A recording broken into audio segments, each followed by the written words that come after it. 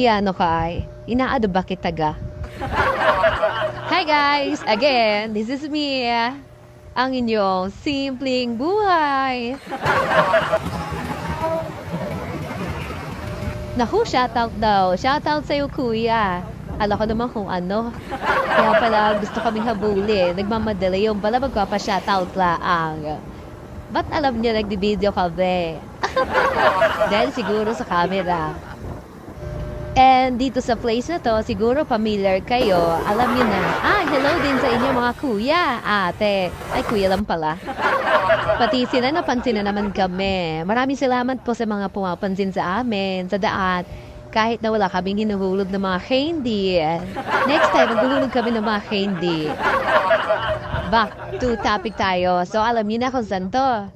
Tara guys, punta tayo sa San Vicente, Gumacat, Quezon.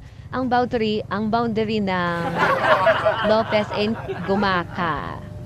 So, naisipan namin na pumunta muna dito sa may simbahan ng San Vicente bago pumunta kami doon sa may beach.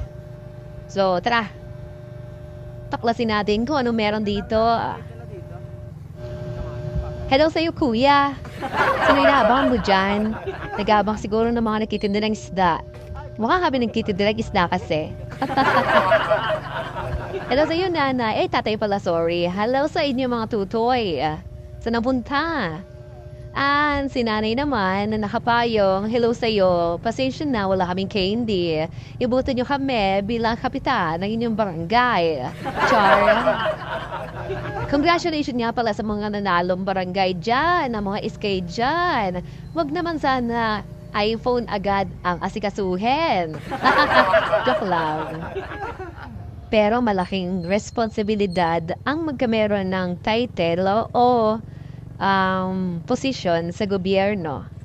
Kaya naman, sa lahat po ng mga nanalo ay tanggapin natin kung ano yung mga kailangan natin gawin, yung mga trabaho natin, yung mga projects natin, kailangan active tayo. Nang sa ganun sa next election magle-level up tayo at hindi na mawawala yung trust ng tao o ng mamamayan sa atin. Andito tayo ngayon sa loob ng simbahan ng San Vicente.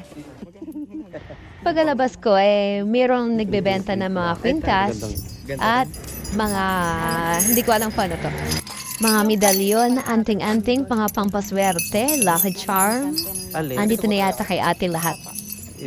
At syempre, bumili din ako ng aking lucky charm na pinagsama-sama kahoy daw.